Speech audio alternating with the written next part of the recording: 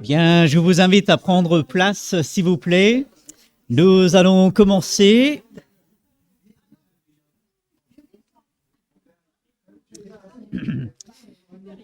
Prenons place.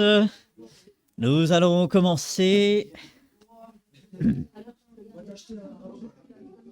Ouais, je pense, voilà, comme dans les stades et tout. Ah, Nour, le capteur pour le micro pour les témoignages, et j'ai peut-être oublié d'allumer. Le capteur, non, voilà, celui-là. S'il y a voilà. Bien. Alors, je suis content de voir chacun. Bonjour à ceux que je n'ai pas pu saluer directement. Que Dieu bénisse chacun. Quelques nouvelles pour commencer.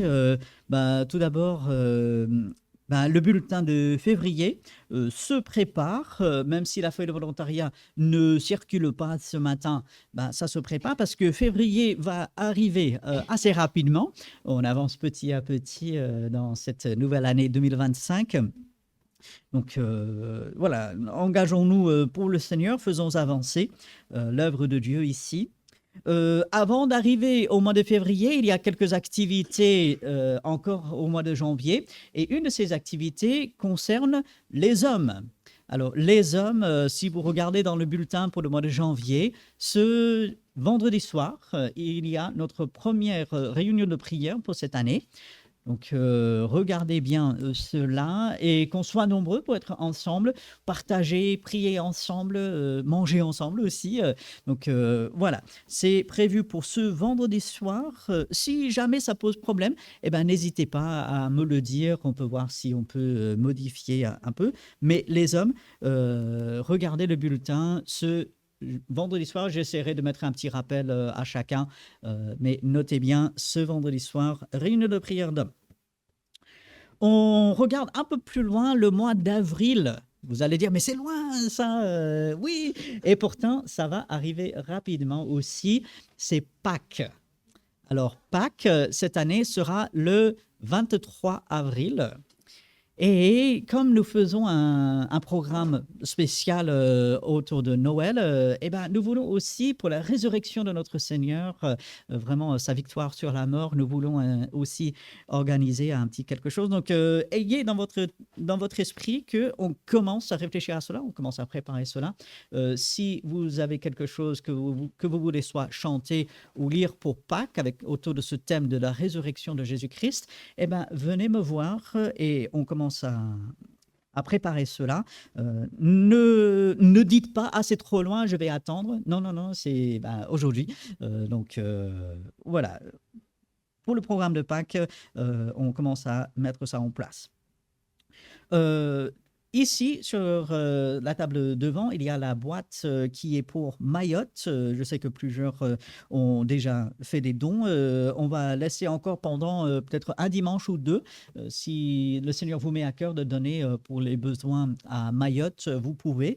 Et ensuite, on fera parvenir cet argent à notre frère Krim Lassina pour son ministère, pour aider là-bas ceux qui ont la possibilité de le contacter, soit par Facebook ou par autre, n'hésitez pas, assurons-le de nos prières. Il sait que nous prions pour eux et que voilà, on puisse les encourager. Exceptionnellement, il n'y a pas d'anniversaire cette semaine. Donc, c'est pas toutes les semaines qu'on en a. La plupart des semaines, oui, mais pas chaque semaine. Et cette semaine, il n'y a pas d'anniversaire, sauf si on a mal regardé. Si jamais on a oublié quelqu'un, c'est pas volontaire. Donc, voilà. Alors, est-ce qu'il y a autre chose? Oui. Ah, ok. C'est le 20, je crois, on avait dit le 20 mars. Oui, exact. Ça va être un dimanche. Donc, exact. Donc, à 15 heures, au mois de mars, il me semble que c'est le 20. Donc, les membres de l'Église, vous recevrez la convocation. Mais notez déjà, je crois que c'est le troisième dimanche de mars, il y aura l'Assemblée générale prions déjà que Dieu nous aide à prendre de bonnes décisions et faire avancer son œuvre. Donc oui, Assemblée générale pour les membres le 3e dimanche de mars.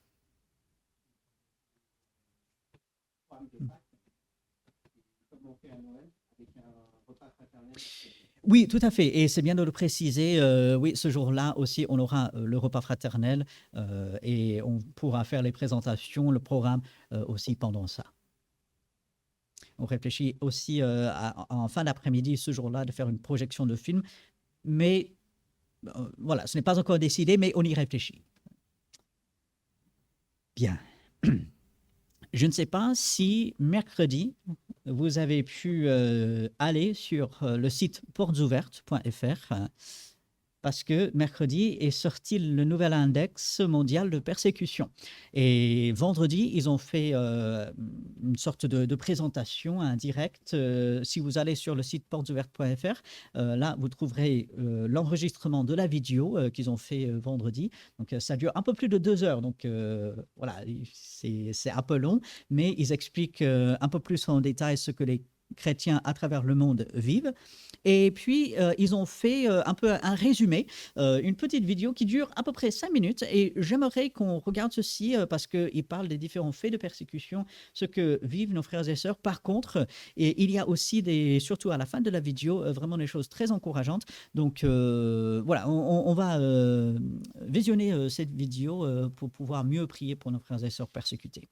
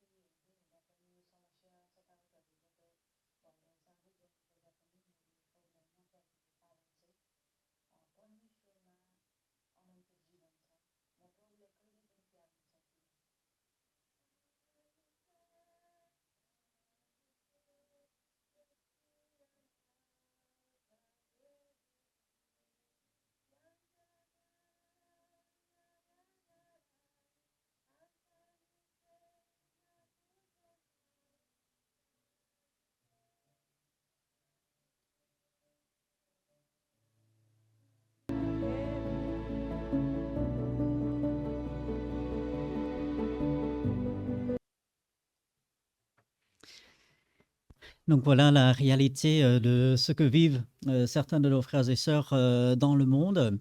Et voilà, cette vidéo est disponible sur le site portesouvertes.fr. Vous pouvez la revisionner, ainsi que tout le direct de vendredi. Donc ils avaient plusieurs invités pour expliquer un peu selon certaines régions du monde. Et puis Dieu voulant, à partir de la semaine prochaine, on va commencer à reprendre cette liste. Donc, vous l'avez vu, on commencera avec la Corée du Nord la semaine prochaine. Donc, prions pour nos frères et sœurs persécutés. Mardi soir, on va continuer de prier pour eux. Donc, venez mardi soir pour prier pour eux, pour d'autres besoins. Donc, que Dieu aide nos frères et sœurs et réjouissons-nous de leur fermeté, de leur persévérance. C'est quelque chose d'extraordinaire. Nous, à leur place, est-ce qu'on ferait pareil par la grâce de Dieu? On espère que oui, mais que Dieu les aide vraiment à persévérer. Bien. Maintenant, nous allons écouter un chant pour mettre nos pensées dans la direction du culte envers Dieu. Ce chant, je vous invite comme toujours à bien méditer sur les paroles, surtout à la lumière de ce qu'on vient d'écouter, de voir. Toi qui disposes de toutes choses, écoutons les 3 strophes de ce chant alors qu'on commence le culte.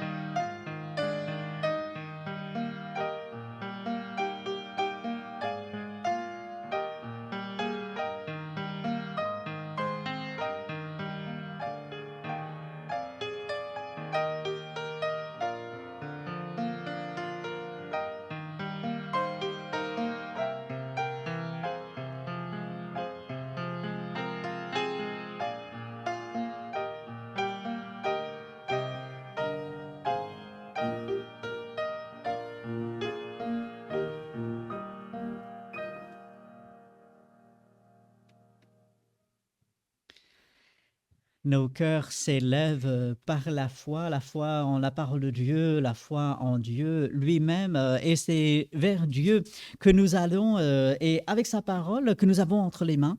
Gloire à Dieu pour cela. Et c'est cette parole qui nous encourage, qui nous fait avancer. Et voilà pourquoi on commence toujours avec cette parole et ces versets dans le psaume 72, versets 18 et 19, qui sont vraiment des louanges du psalmiste envers Dieu. Béni soit l'Éternel Dieu, le Dieu d'Israël, qui seul fait des prodiges. Béni soit à jamais son nom glorieux. Que toute la terre soit remplie de sa gloire. Amen. Amen. Dans toutes les circonstances, partout, nous pouvons louer le Seigneur, élever son nom. C'est son nom qui doit être élevé. Il est grand, il est merveilleux. Et un jour, nous le verrons. Nous allons voir, oui, notre Sauveur, nous allons voir notre grand Dieu. Et c'est de cela que nous chantons également. Nous avons la parole de Dieu entre les mains, mais également nous arrivons à chanter ces formidables chants comme celui-ci que nous allons chanter, Voir mon Sauveur face à face, numéro 352 dans notre recueil. Alors, je vous invite à vous lever pour chanter ce chant ensemble avec confiance, avec, oui, énergie, avec reconnaissance, voir mon Sauveur face à face.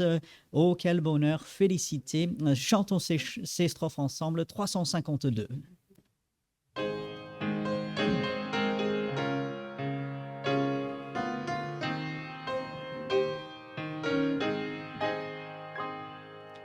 Voir mon Sauveur face à face, voir Jésus dans sa beauté. Ô joie, ô suprême grâce, ô bonheur, félicité. Oui, dans ta magnificence, je te verrai divin roi. Pour toujours en ta présence, je serai semblable à toi. Ta gloire, allez, à d'un voile ensanglanté, bientôt sera révélée ton ineffable beauté. Oui, dans ta magnificence, je te verrai divin roi. Pour toujours en ta présence, je serai semblable à toi. Oh, quel transport d'allégresse quand tes yeux baissés sur moi me diront avec tendresse, je mourus aussi pour toi. Oui, dans ta magnificence, je te verrai divin roi. Pour toujours en ta présence, je serai semblable à toi.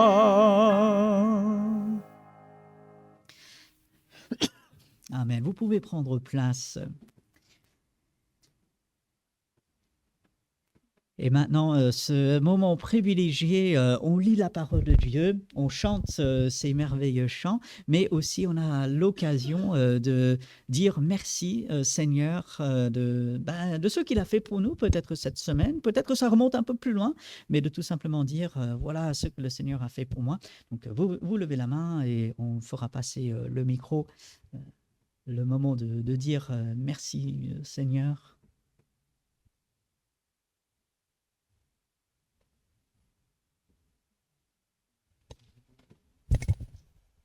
Alors moi, je voudrais dire que c'est vrai que je me suis privé pendant 3 dimanches d'être ici avec vous.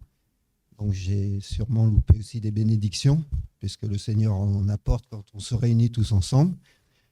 Par contre, je n'ai pas négligé la parole de Dieu, je l'ai régulièrement lue. Et d'ailleurs, on voyait sur WhatsApp, de temps en temps, j'envoyais un verset du jour que je lisais.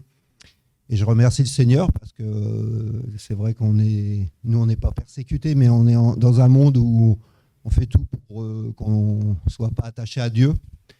Et je loue Dieu aussi parce que le vendredi, un gars qui est venu travailler avec moi, une entreprise extérieure, et j'ai pu communiquer ma foi. Amen. Et il s'est bien ouvert, et je remercie le Seigneur de pouvoir justement, comme on devrait faire justement tout à chacun, de pouvoir donner notre trésor, ou en tout cas le partager à tous ceux qui nous entourent, et j'ai pu le faire ce vendredi. Donc Amen. merci Seigneur. Donc Ouais. je suis toujours à l'œuvre pour Dieu, même si des fois vous ne me voyez pas. Gloire à Dieu. Merci pour ce témoignage.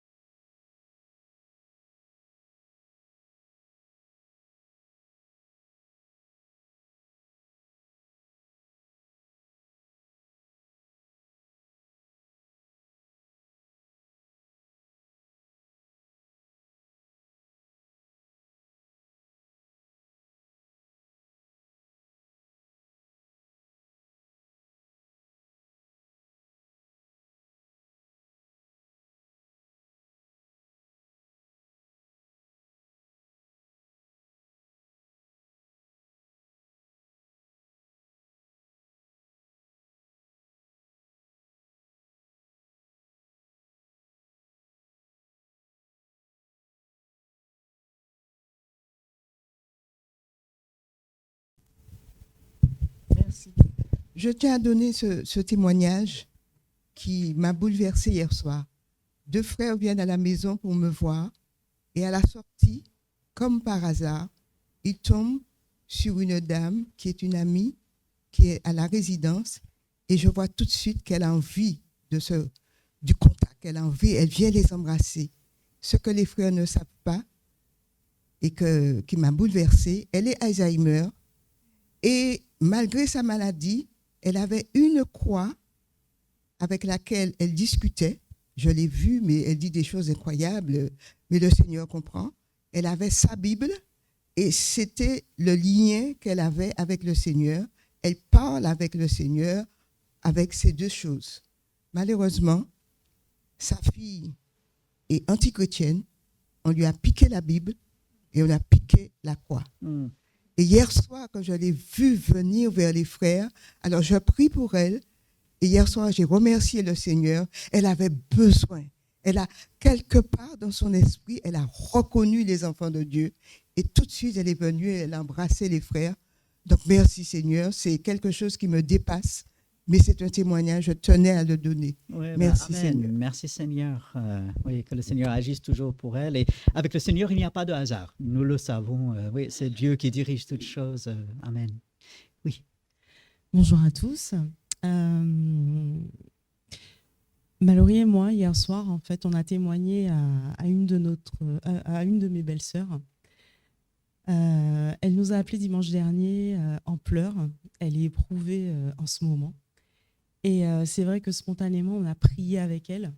Amen. On a tous prié avec elle déjà dimanche et on l'a encouragée justement à prier parce que quand on a besoin de quelque chose, c'est à soi-même de le confier à l'Éternel, même si les autres prient, même si on prie les uns pour les autres, il est important aussi que chacun fasse connaître ses besoins à l'Éternel. Ouais. Et c'est vrai qu'on l'a encouragée à le faire et l'Éternel a répondu. Amen.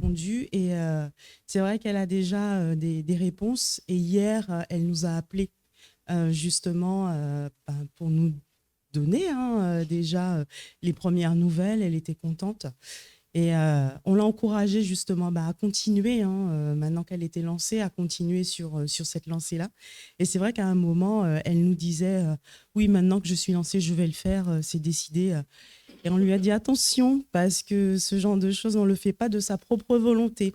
Il faut prier l'Éternel justement pour qu'il te donne cette constance et cette envie justement de venir vers lui. Donc, on ne le fait pas de sa propre volonté. Ça, c'est quelque chose qu'on a appris lorsqu'on n'était pas sauvé. Mais maintenant qu'on est sauvé, c'est aussi à nous de témoigner aux autres quels sont les bienfaits de l'Éternel. Il est là, il est fidèle. Amen. Et il ne faut pas hésiter à le prier. Et c'est vrai que là, on s'appelle quasiment tous les jours. Et c'est vrai qu'elle nous dit qu'elle prie tous les jours. Et on prie aussi pour elle, pour qu'elle reste justement dans cette constance. Et que surtout l'Éternel lui donne cet esprit, son esprit, pour qu'elle puisse prier chaque jour et qu'elle soit constante. Et maintenant qu'elle a tenu la main de l'Éternel, surtout qu'elle ne la lâche pas. Absolument. Ça m'a fait penser à ce verset. C'est Dieu qui crée en vous le vouloir et le faire. Donc, qu'elle tienne au Seigneur, mais que le Seigneur la tient et voilà, que cette constance, on prie pour ça. Ouais. Merci Seigneur pour ce témoignage.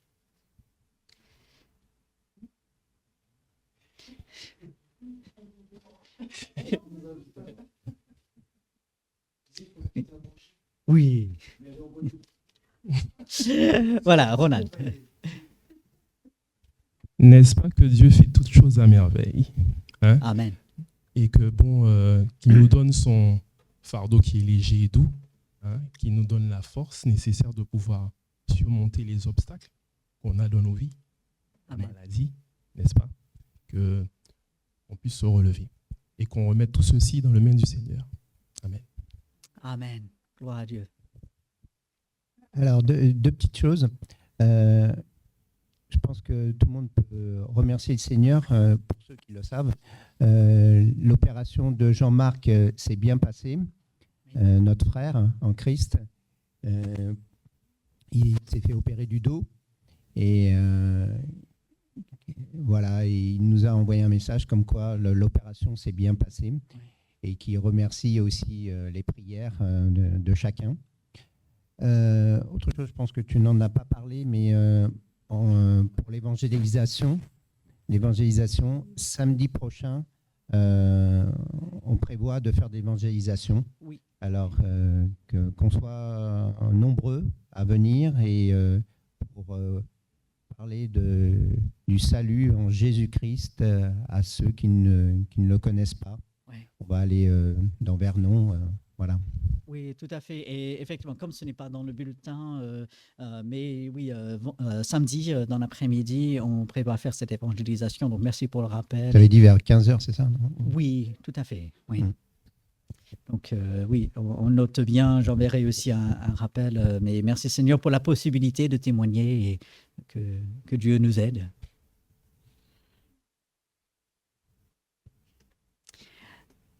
Alors, nous continuons notre louange avec des chants et ce sera le numéro 73 dans le recueil « À toi la gloire ».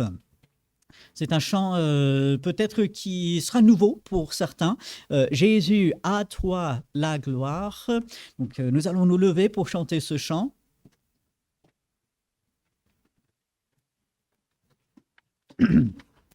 Jésus, à toi la gloire, nous voulons glorifier, élever, louer le Seigneur. Alors chantons ces 3 strophes ensemble.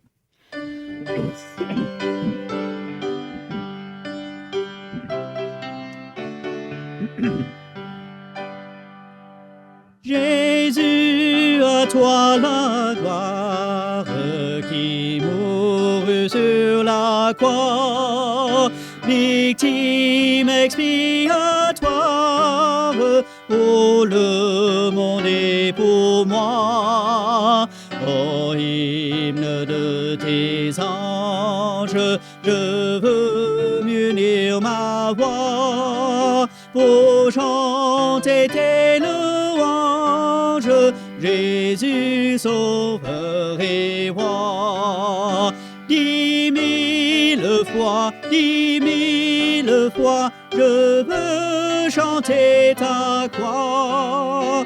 Ô toi qui daignes vivre en moi, ô Jésus, Jésus roi. Afin de mieux connaître ton amour rédempteur, je voudrais tendre maître, avoir d'aimer le cœur.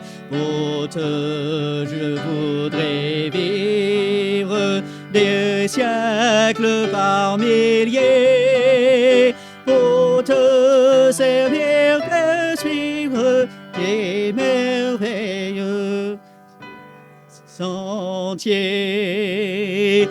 10 000 fois, 10 000 fois, je veux chanter ta croix.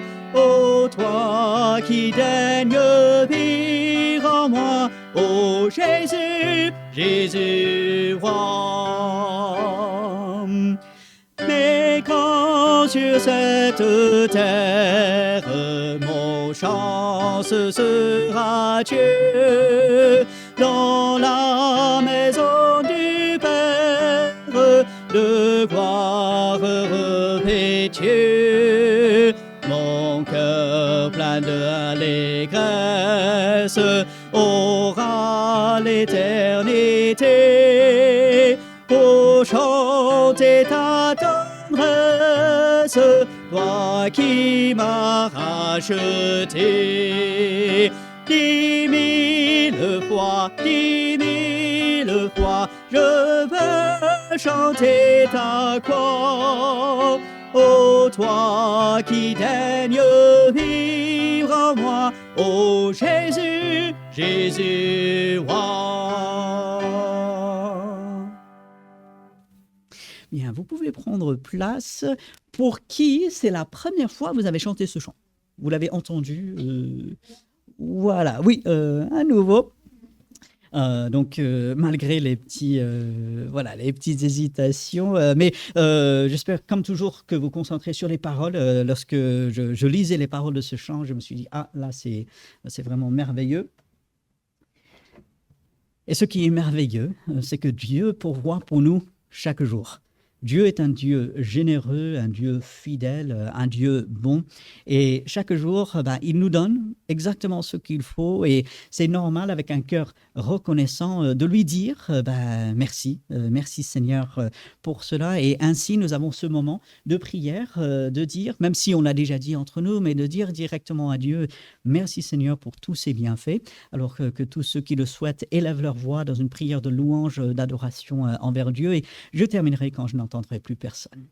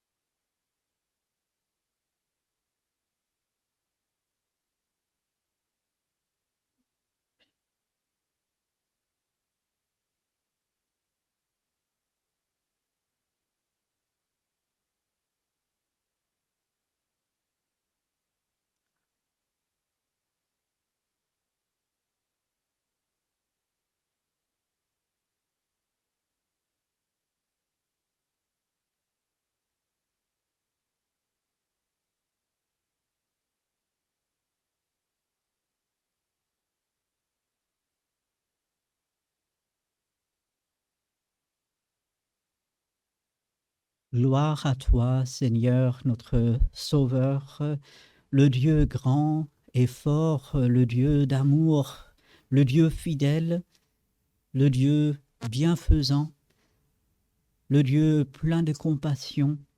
Tu es merveilleux et tu fais tout à merveille. Tu agis dans notre vie. Nous voyons ta main à l'œuvre et même lorsque nous ne la voyons pas, tu agis et tu es là. Merci pour ta fidélité. Merci pour tout ce que tu es, Seigneur. Tu es la perfection. D'éternité en éternité, tu restes le même. Ce que tu étais hier, tu l'es aujourd'hui et tu le seras jusque dans l'éternité future. Tu nous tiens dans ta main. Tu es bon. Tu es amour. Et nous voulons t'élever. Nous voulons élever ces louanges, ces actions de grâce vers toi. Merci, Seigneur, pour qui tu es et pour ce que tu fais. En ton nom. Amen.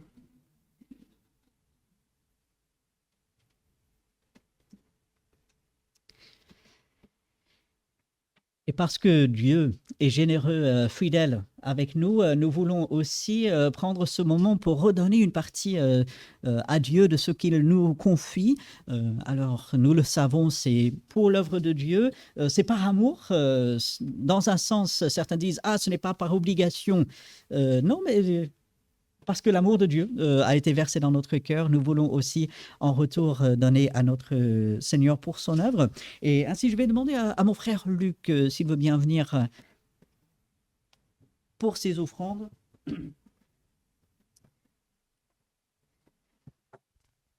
Et en même temps, prier, demander la bénédiction de Dieu sur ce qui sera donné d'un cœur généreux ce matin. Merci Seigneur pour ce que tu as fait, oui, sur la croix. Et merci chaque jour pour cela, Seigneur. Mais aussi ce que tu fais chaque jour dans nos vies, Seigneur. Et c'est vrai que le matin, quand on se lève, on n'a pas trop envie de se lever. Et quand on fait appel à toi, Seigneur, tu nous aides, Seigneur. Tu nous donnes la force, tu nous donnes le courage, tu nous donnes tout ce qu'on a besoin, la patience aussi avec les personnes qu'on va côtoyer dans la journée. Et Seigneur, tu nous donnes la santé aussi, Seigneur. Et Seigneur, si des fois nous n'avons pas trop de santé, nous pouvons nous tourner vers toi, Seigneur. Tu es toujours là, tu es bon et tu es à l'écoute de tes enfants, Seigneur, et tu veux leur bien, Seigneur. Merci pour tout cela et nous voulons te redonner une part de ce que nous avons, Seigneur, pour l'œuvre ici, Seigneur, pour ton œuvre. Et Seigneur, dirige pour ces moments, Seigneur, bénis ce moment d'offrande, de dîme, Seigneur, et que ça soit pour ta gloire, Seigneur. En ton nom. Amen. Amen.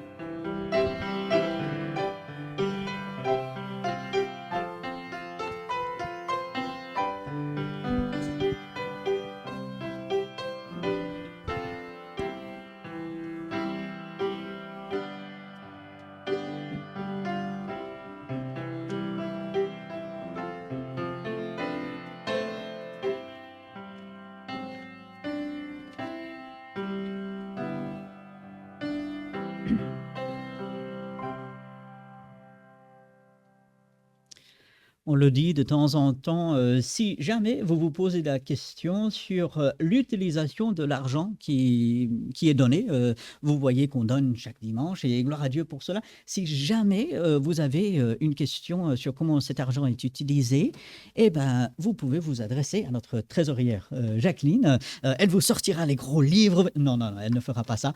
Mais elle pourra vous dire, voilà, ben, on a dépensé ceci, cela. Et pour ceux qui sont membres de l'Église, une des choses en étant membre, c'est que on voit un peu plus dans le détail le rapport financier donné. Ça commence à se préparer pour l'année 2024.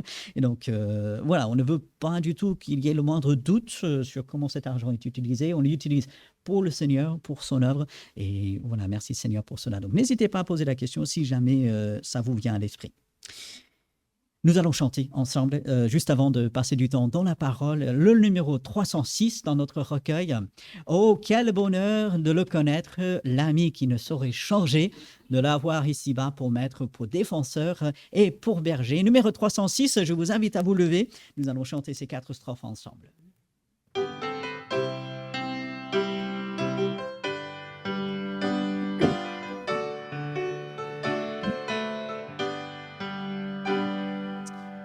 Oh, quel bonheur de le connaître, l'ami qui ne saurait changer, de l'avoir ici-bas pour maître, pour défenseur et pour berger. Chantons, chantons d'un cœur joyeux, le grand amour du Rédempteur, qui vint à nous haut des cieux et nous sauvera du destructeur.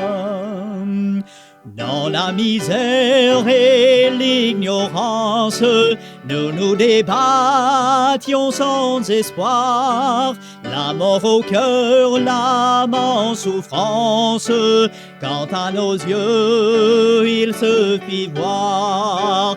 Chantons, chantons d'un cœur joyeux le grand amour du Rédempteur qui vint à nous du haut des cieux et nous sauva du destructeur. Il nous apporta la lumière, la victoire et la liberté. L'ennemi maudit la poussière, pour toujours Satan fut dompté. Chantons, chantons d'un cœur joyeux le grand amour du Rédempteur qui vint à nous du haut des cieux et nous sauva du destructeur. Vers l'avenir marchons sans crainte et sans souci du lendemain. Pas à pas nos pieds dans l'empreinte de ses pieds sur notre chemin. Chantons, chantons d'un cœur joyeux le grand amour du Rédempteur qui vint à nous du haut des cieux et nous sauva du destructeur. Amen. Vous pouvez prendre place.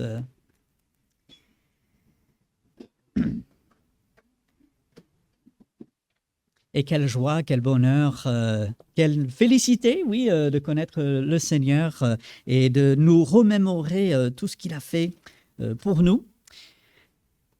L'Épître aux Hébreux, la lettre aux Hébreux, lettre écrite aux Juifs, bien sûr, du 1er siècle. Et ce matin, pendant quelques minutes, nous serons dans le chapitre 2, à partir de verset 5 jusqu'à la fin du chapitre. Hébreux, chapitre 2. Le thème central de cette lettre, c'est Jésus-Christ. Et surtout, comment Jésus-Christ est tellement supérieur, tellement plus grand que tout. Même les plus grandes choses que nous pouvons imaginer, auxquelles nous pouvons adhérer, Jésus, il est tellement plus grand. Et nous l'avons déjà vu un peu, on le verra, le système des sacrifices pour les Juifs, c'était vraiment le point central. C'était la loi donnée par Dieu, la loi écrite du doigt de Dieu. Je ne sais pas si on réalise toujours combien c'était important. Les tablettes que Dieu a données, écrites de son propre doigt. C'est quand même quelque chose d'extraordinaire. On comprend pourquoi les Juifs y attachaient et attachent encore une telle importance. Moïse, ce grand personnage que Dieu a utilisé pour donner la loi, qui a dirigé le peuple, Abraham, tous les autres personnages que ce livre aux Hébreux va citer, on se dit, mais ce sont des choses extraordinaires, ce sont des personnes qui ont fait des choses extraordinaires. Mais finalement, l'auteur veut bien faire comprendre que Jésus, il est plus grand, il est au-dessus. Et c'est la première pensée ce matin qui doit nous encourager, qui doit continuer de nous transformer, que de notre côté, si nous sommes enfants de Dieu, Jésus qui est plus grand, qui est au-dessus de tout, et pour nous, il est de notre côté, il agit pour nous, et comme il est Dieu, rien n'est impossible pour lui, et il nous accompagne dans chaque circonstance. La grandeur de Jésus, on ne peut pas trop le dire, on ne peut pas trop mettre l'accent là-dessus.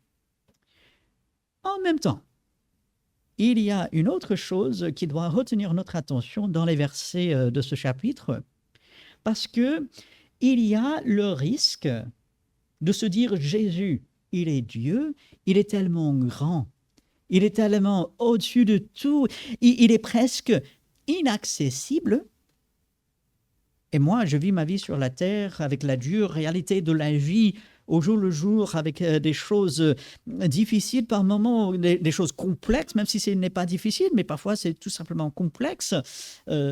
Et ma vie, elle se passe sur la terre. Jésus, bon, c'est vrai, il est venu, il est le Fils de Dieu et tout, mais bon, voilà, après, moi je suis sur la terre. Jésus, il est où? Nous savons, il est avec nous, mais vous avez compris. Et cette deuxième partie de chapitre 2 aux Hébreux, l'auteur cherche à convaincre ou peut-être rappeler à ceux qui lisaient que Jésus, non seulement il est le grand Dieu au-dessus de tout, mais aussi il est proche et il est capable, prêt, vraiment là pour aider. Alors, suivez avec moi. Je vais commencer à lire à partir du verset 5 jusqu'à la fin du chapitre. C'est vrai, c'est un peu plus long que d'habitude, mais vous allez comprendre pourquoi. Hébreux, chapitre 2, à partir du verset 5. En effet, ce n'est pas à des anges que Dieu a soumis le monde à venir dont nous parlons. Or, quelqu'un a rendu quelque part ce témoignage. Qu'est-ce que l'homme pour que tu te souviennes de lui? Ou le Fils de l'homme pour que tu prennes soin de lui? Tu l'as abaissé pour un peu de temps au-dessous des anges. Tu l'as couronné de gloire et d'honneur. Tu as mis toutes choses sous ses pieds. En effet, en lui soumettant toutes choses, Dieu n'a rien laissé qui ne lui soit soumis. Cependant, nous ne voyons pas encore maintenant que toutes choses lui soient soumises. Mais celui qui a été abaissé pour un peu de temps au-dessous des anges, Jésus, nous le voyons couronné de gloire et d'honneur à cause de la mort qu'il a soufferte. Ainsi, par la grâce de Dieu, il a souffert la mort pour tous.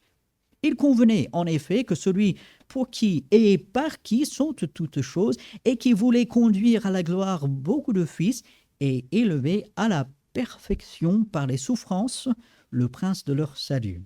Car celui qui sanctifie et ceux qui sont sanctifiés sont tous issus d'un seul. C'est pourquoi il n'a pas honte de les appeler frères. Lorsqu'il dit « J'annoncerai ton nom à mes frères, je te célébrerai au milieu de l'assemblée. Et encore, je me confierai en toi. Et encore, me voici, moi et les enfants que Dieu m'a donnés. Ainsi donc, puisque les enfants participent au sang et à la chair, il y a également participé lui-même, afin que, par la mort, il rende impuissant celui qui avait la puissance de la mort, c'est-à-dire le diable. Ainsi, il délivre tous ceux qui, par crainte de la mort, étaient toute leur vie retenus dans la servitude.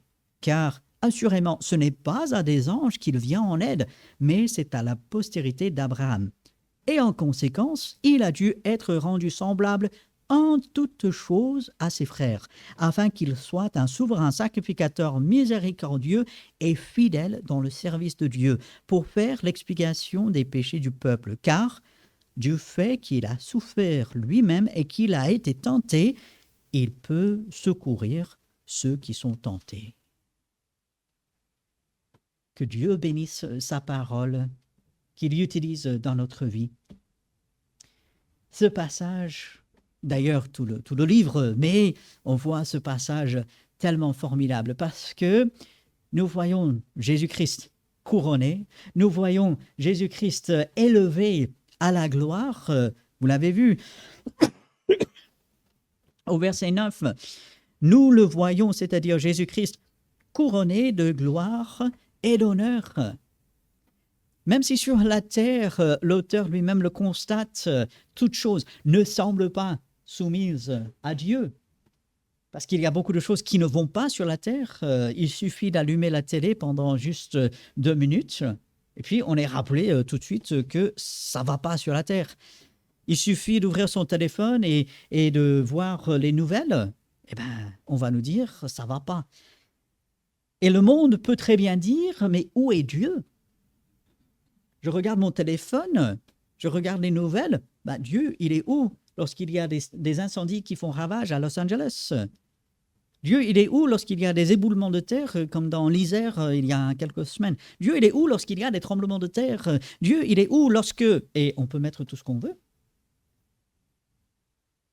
Et les gens qui ne connaissent pas Dieu, on comprend qu'ils disent, Dieu, il est où?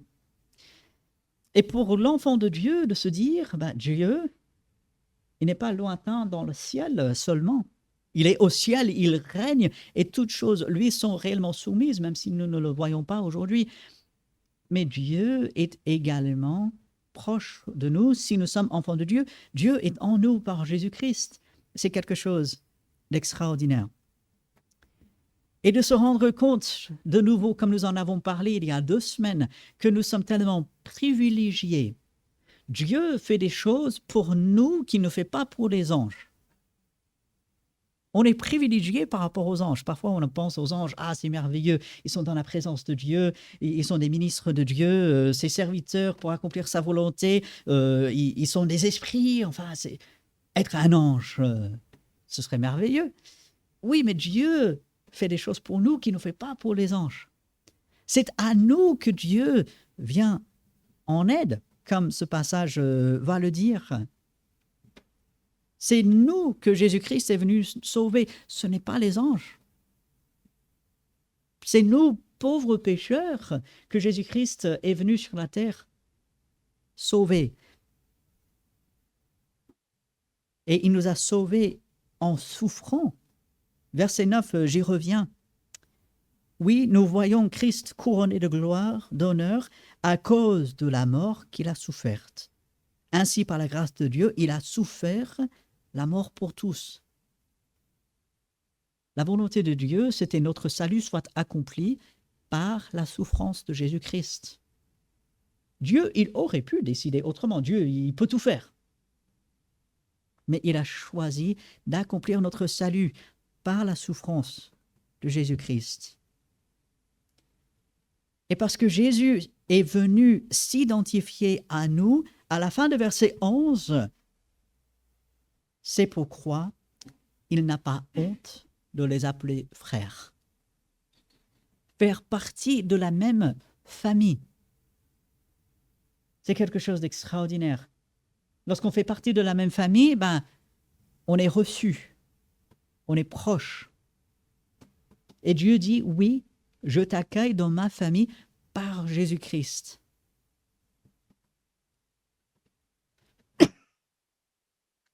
Et lorsque nous nous souvenons de cela, que Jésus-Christ, nous le savons, il est Dieu lui-même.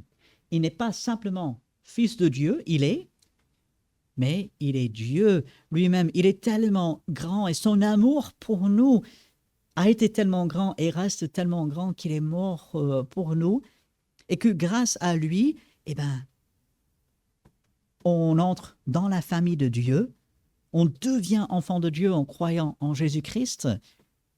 C'est tellement extraordinaire. Et c'est ça qui nous permet, lorsque les choses sont difficiles, lorsque j'ai des difficultés, lorsque peut-être on me dit autre chose, de dire non, Jésus-Christ, il est mort pour moi. Jésus-Christ est au-dessus de tout. Son sacrifice a été agréé par Dieu et ainsi, je suis dans la famille de Dieu aujourd'hui par Jésus-Christ si j'ai accepté Christ comme mon sauveur. C'est ça le point essentiel, bien sûr. On devient enfant de Dieu. Avant, on ne l'était pas. Mais si j'ai accepté Christ comme mon sauveur, je suis enfant de Dieu. Et puis lorsque, au verset 10, l'auteur explique que Dieu, parce que c'est Dieu pour qui et par qui sont toutes choses, il voulait conduire à la gloire beaucoup de fils, des fils et des filles. Alors, les dames, sentez-vous concernés par ces versets. Ce n'est pas juste les hommes, même si on parle de fils, même si beaucoup est au masculin, mais c'est tous. Donc, les dames, sentez-vous concernés aussi par ces versets.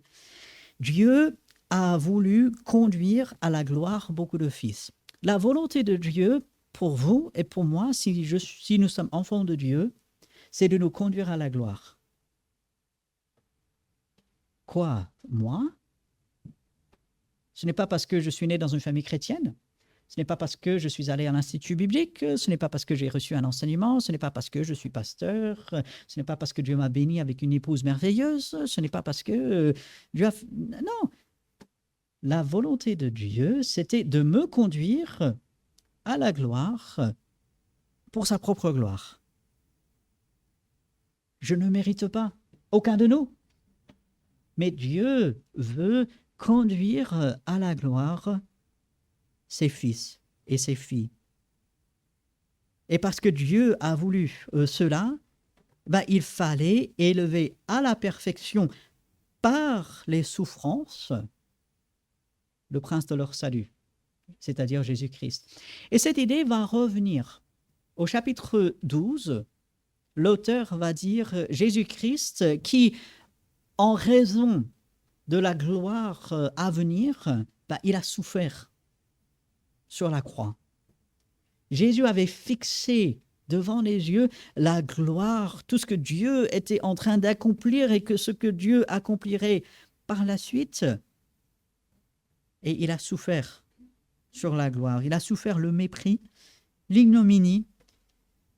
Ce thème où Dieu utilise même des souffrances, même des choses qui peuvent faire mal, il les utilise pour nous conduire à la gloire. Et c'est là où nous voyons qu'il n'y a rien d'inutile dans le plan de Dieu. Il n'y a pas de hasard dans le plan de Dieu. Et nous n'avons pas le temps ce matin, mais je vous encourage, si vous avez une Bible avec des notes, avec des renvois, vous allez constater qu'il y a énormément de renvois vers l'Ancien Testament, dans les psaumes, dans le livre d'Ésaïe également. Et je vous encourage à aller lire ces versets, parce que l'auteur ici, il puise ses arguments dans l'Ancien Testament. Et qu'est-ce que ça nous montre? Ça nous montre que Dieu, ce qu'il a dit dans le passé, est toujours valable, et ce que Dieu a dit en avance, ça s'accomplit. Et ça veut dire qu'aujourd'hui, bien sûr, je peux lui faire confiance. Et lorsque je commence à douter de Dieu, lorsque je commence à dire, mais Dieu, comment est-ce que tu vas pouvoir accomplir ce que tu as dit? Lorsque les Juifs, avant la venue de Jésus-Christ, lisaient l'Ancien Testament, quand ils voyaient que Dieu a promis de faire un ensemble de choses, mais qu'ils souffraient toujours, qu'ils étaient toujours sous la domination, soit des Babyloniens ou des Romains ou d'autres peuples. Et ils se sont dit, mais Dieu, il est impossible que ce que tu as dit arrive. Comment ça va se faire? On ne voit que 1, 2, 3 solutions et rien de cela ne marchera. Donc, mais ce que Dieu a dit, il accomplit. Et l'auteur ici d'Hébreux va puiser dans l'Ancien Testament, dans les promesses de Dieu, ses arguments pour faire avancer les enfants de Dieu à son époque. Et c'est quelque chose de merveilleux. Et lorsque nous arrivons au verset 14, l'auteur va se lancer au cœur de son argument et vraiment de son encouragement pour ses frères et sœurs auxquels il écrit. Et c'est valable pour nous aujourd'hui, puisque les enfants, c'est-à-dire ceux qui viennent à Dieu par Jésus-Christ, participent au sang et à la chair, c'est-à-dire ils sont réellement nés. Nous sommes des êtres avec un corps. Il y a également participé lui-même. Jésus-Christ, lorsqu'il est venu, il avait réellement un corps, il était à 100% homme, un être humain comme les autres, excepté le péché. Il a également participé lui-même afin que par la mort, il rende impuissant celui qui avait la puissance de la mort, c'est-à-dire le diable. Est-ce qu'on se rend compte? Le diable, Satan, notre ennemi, il est impuissant contre nous. Il cherche à nous convaincre du contraire. Il est le lion qui rôde, qui cherche à dévorer. Mais avec la Bible, ce verset comme appui, à cause de l'œuvre de Jésus-Christ sur la croix, Satan est impuissant contre nous. Oui, Satan agit dans le monde. Il est le prince du pouvoir de l'air. Dieu lui permet une certaine liberté, un certain champ d'action. Mais aujourd'hui, rendons-nous compte que Satan est impuissant contre nous. Jésus a détruit la puissance de Satan. Ça, c'est la réalité dans laquelle je peux vivre aujourd'hui. Et puis, verset 15, « Ainsi, il délivre tous ceux qui, par crainte de la mort, étaient toute leur vie retenus dans la servitude. » La mort, ça fait peur, peut-être pas pour nous-mêmes, peut-être pour nous-mêmes. Et avec ces années de ce virus, on nous a tellement dit, ayez peur, attention, comme si la mort était la pire chose qui pourrait arriver.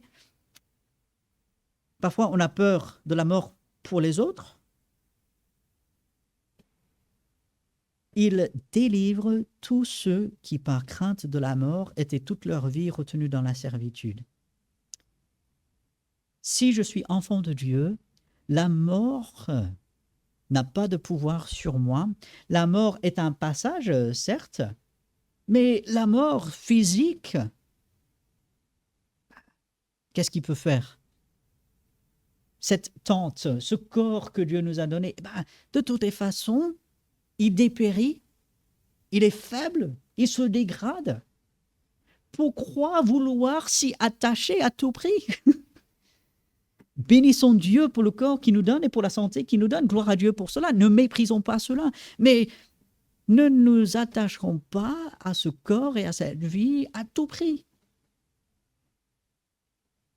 La peur de la mort, la servitude à la mort, c'est fini parce que Jésus-Christ il est venu et il a détruit la puissance du diable et de la mort.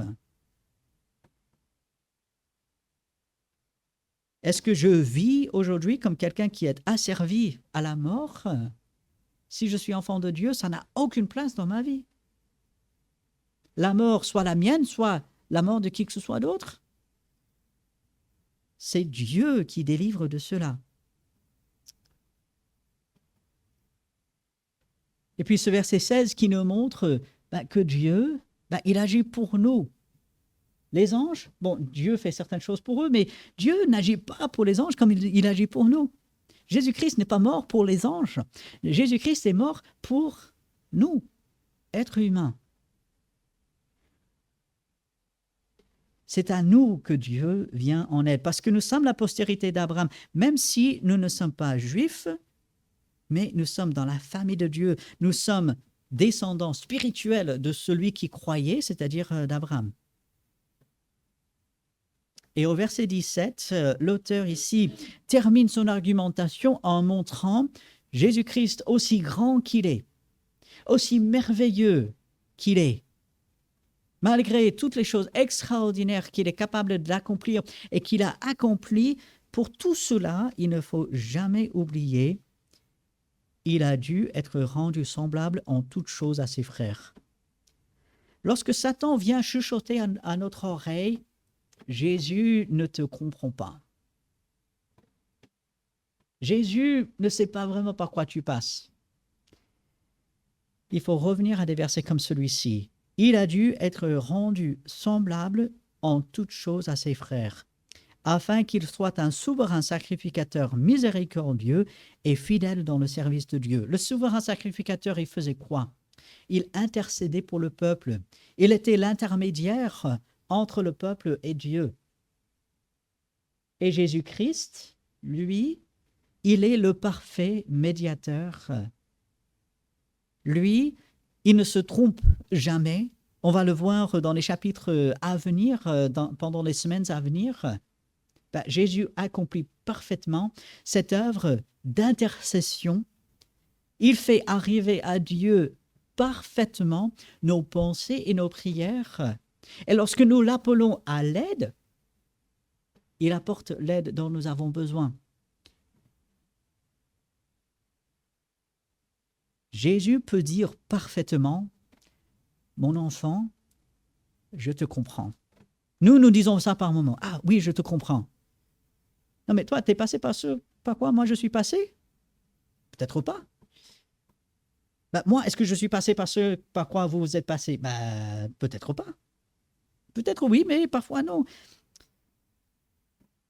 Jésus peut toujours, sans exception, dire, mon enfant, je comprends. Et parce que je comprends, je peux venir en aide. Et je suis là. Je ne suis pas distant, lointain, mais je suis là. Et Jésus, il est miséricordieux et il est fidèle. Ça, c'est notre Sauveur, Jésus-Christ. Et quel est ce service qu'il fait pour nous auprès de Dieu pour faire l'expiation des péchés du peuple? Nous sommes le peuple de Dieu par Jésus-Christ. Et l'expiation, c'est-à-dire, il enlève le péché. Jésus est le maître de l'oubli. Nous oublions parfois ces choses, différentes choses. Parfois, c'est grave, il faut s'en souvenir. Jésus, il est le maître de l'oubli en ce qui concerne les péchés. Il a payé pour nos péchés sur la croix, nous le savons, mais est-ce que nous nous rendons compte qu'en montant sur la croix, en ayant ses clous à travers ses mains et ses pieds, cette lance sur son côté, en mourant sur la croix, il a expié, il a enlevé, il a ôté nos péchés. Le péché n'a plus d'emprise sur nous et il accomplit parfaitement cette œuvre. Et lorsque Satan ou notre propre cerveau nous accuse et nous fait rappeler des choses, nous pouvons présenter ce verset. Jésus fait parfaitement l'expiation des péchés. Et au verset 18, du fait qu'il a souffert lui-même et qu'il a été tenté. On a parfois cette image de Jésus-Christ que la tentation avec Satan, que les souffrances par lesquelles Jésus est passé ne l'affectaient pas vraiment.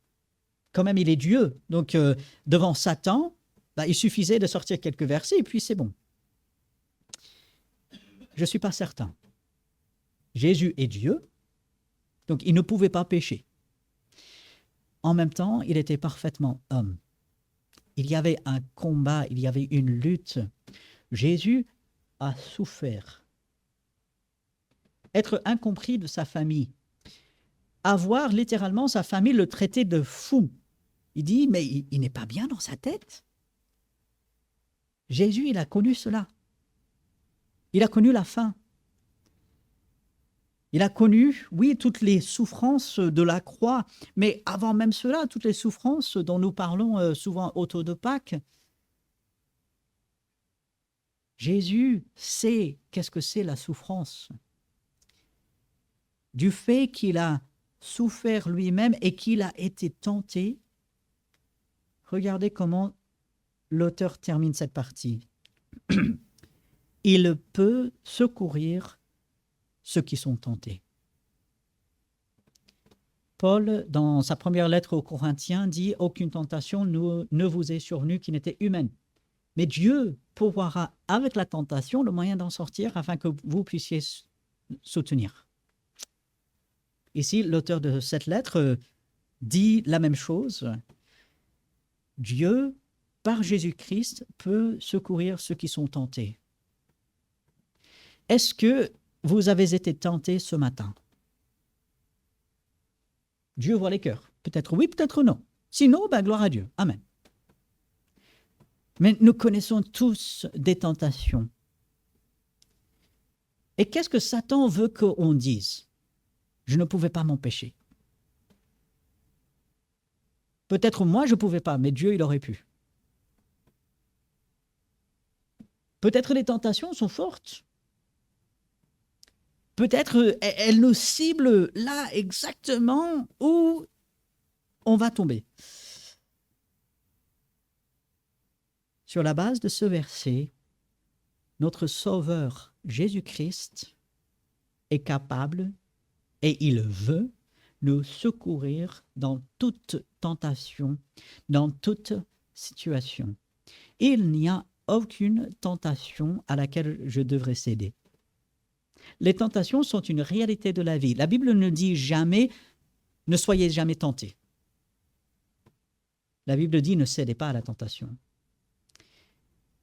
Et l'espérance que nous avons, c'est que Jésus-Christ étant de notre côté, avec la puissance divine, la puissance qui a créé le monde, la puissance qui le soutient à chaque instant de chaque jour, cette puissance-là est présente pour m'aider à surmonter n'importe quelle tentation. Et lorsque je surmonte les tentations, je vis la vie que Dieu veut de moi. Je suis agréable à Dieu. Je suis le Seigneur. Et cela est possible pour moi et pour chaque enfant de Dieu. Il n'y a aucune exception.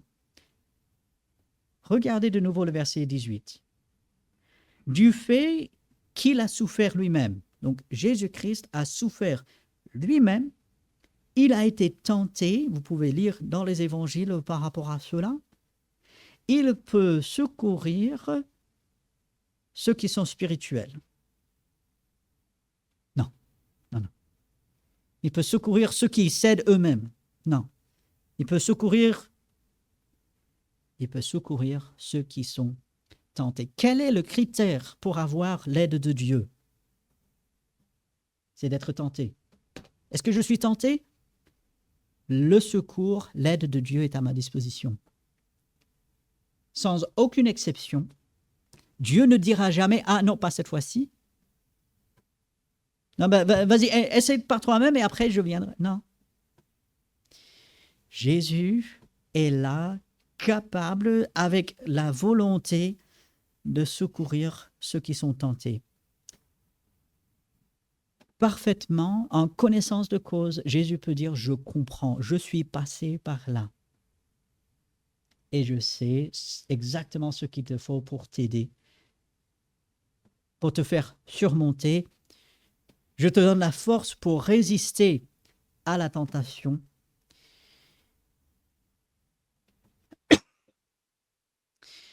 Et aujourd'hui, alors que nous vivons notre vie pour Dieu, alors qu'aujourd'hui, nous avançons dans un monde qui rejette de plus en plus Dieu, alors que nous pouvons nous sentir peut-être de plus en plus isolés en tant qu'enfants de Dieu, nous allons à des versets comme ceci.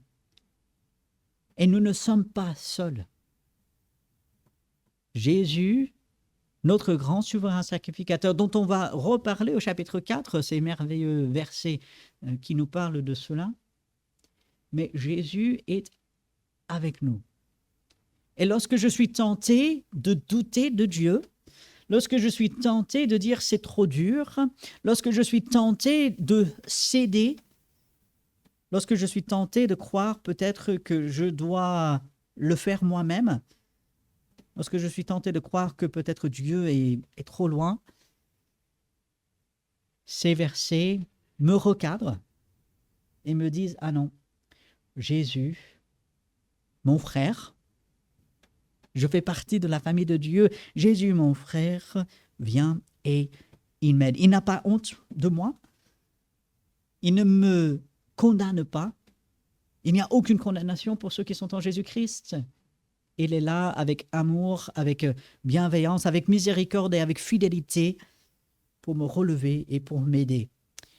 Et alors que nous avons cette perspective, je vous pose la question, comment ne pas avancer? Avec cette perspective-là, avec le Dieu de l'univers de notre côté, avec nous, comment ne pas avancer? On peut. Ce ne sera pas toujours simple, mais nous avons la possibilité, et Dieu le veut, bien sûr, il a tout préparé pour que nous puissions avancer pour sa gloire. Alors, aujourd'hui, lorsque je serai tenté, qu'est-ce que je vais faire? Je dois saisir l'aide de Dieu en Jésus-Christ et ainsi, j'aurai la victoire, je ne céderai pas et je ferai des progrès, j'avancerai pour l'œuvre de Dieu. Il faut se dire, je suis au bénéfice de l'aide de Dieu. Mais Dieu veut bien la donner, cette aide, il veut bien le donner, ce secours, mais il faut la demander aussi. Il faut rester en relation avec lui par la prière. Et ainsi, pendant quelques minutes, sur la base de ces différents versets, d'appeler à l'aide de Dieu dans une prière silencieuse interne. Et après ces quelques instants de silence devant le Seigneur, eh ben, nous allons, moi, je vais terminer avec une dernière prière avant de terminer cette partie.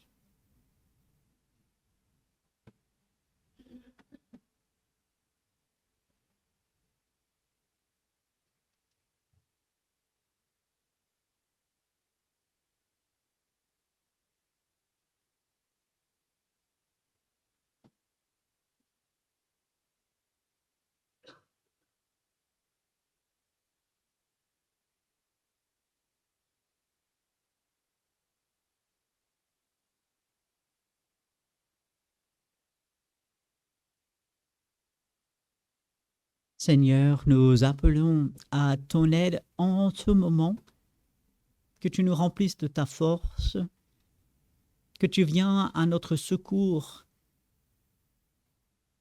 Nous avons besoin de toi pour résister à la tentation, pour surmonter, pour sortir de la peur et du doute. Tu nous donnes déjà la victoire et nous avons besoin de ton aide pour la vivre jour après jour. Merci que tu as détruit la puissance de Satan.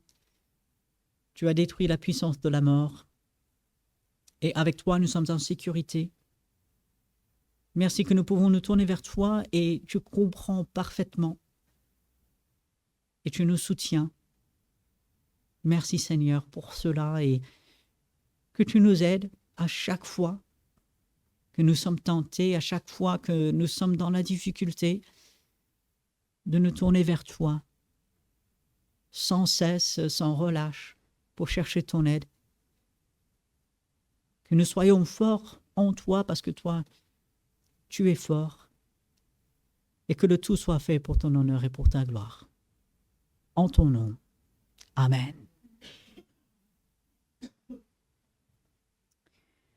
Nous allons chanter un dernier chant. Il est court, il est bien connu. Le numéro 263 dans notre recueil, Te ressembler, Jésus, tout simplement avec ces paroles, comme une prière envers Dieu. Je vous invite à vous lever pour chanter ensemble ce dernier chant, Te ressembler, Jésus.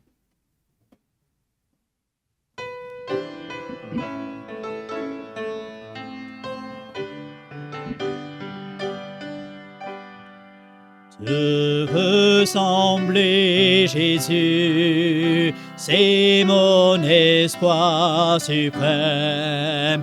Penser, agir, aimer, toujours plus comme toi. Te ressembler, Jésus, c'est mon espoir suprême. Par ton esprit en moi, semblable à toi. Que ce soit vraiment la prière de notre cœur. Alors très rapidement, quelques rappels. Premièrement, la réunion de prière d'hommes ce vendredi. Donc c'est dans le bulletin, les hommes, j'enverrai un rappel. Et ce sera une joie d'être ensemble pour la première fois cette année. Que Dieu bénisse ces moments. Samedi, ce n'est pas dans le bulletin, mais rappelons-nous, samedi à 15h, nous voulons faire cette évangélisation. Que Dieu bénisse cela. Soyons en prière tout au long de la semaine pour cela. Que Dieu nous donne du courage et qu'il nous prépare les cœurs de ceux qui vont recevoir sa parole. Le 23 avril, c'est le programme de Pâques que nous voulons préparer. Commençons déjà à prier pour cela. Le 20 mars, l'Assemblée générale pour les membres, ça se prépare également. Il y a la boîte ici devant pour Mayotte. N'oublions pas nos frères et sœurs là-bas. Et pendant un dimanche, peut-être deux, on gardera la boîte, mais ensuite on va transférer cet argent à nos bien-aimés là-bas. Et continuons de prier pour les frères et sœurs persécutés dans le monde. N'hésitez pas, allez sur le site Portes Ouvertes. Ici, on partage juste quelques éléments, mais ils ont beaucoup plus d'infos. Donc n'hésitez pas, allez, renseignez-vous et continuons de prier pour nos frères et sœurs persécutés dans le monde. Prions les uns pour les autres. Nous connaissons les difficultés des uns et des autres, que Dieu relève, qu'il aide à différents niveaux. Je vous laisse avec la parole de Dieu, comme toujours, et ce verset dans Galates chapitre 6 et le verset 18, frères et sœurs, donc c'est chacun, que la grâce de notre Seigneur Jésus-Christ soit avec votre esprit. Amen. Allez, avec la présence, avec la grâce de Dieu. Très bon dimanche à chacun. Saluez-vous les uns les autres.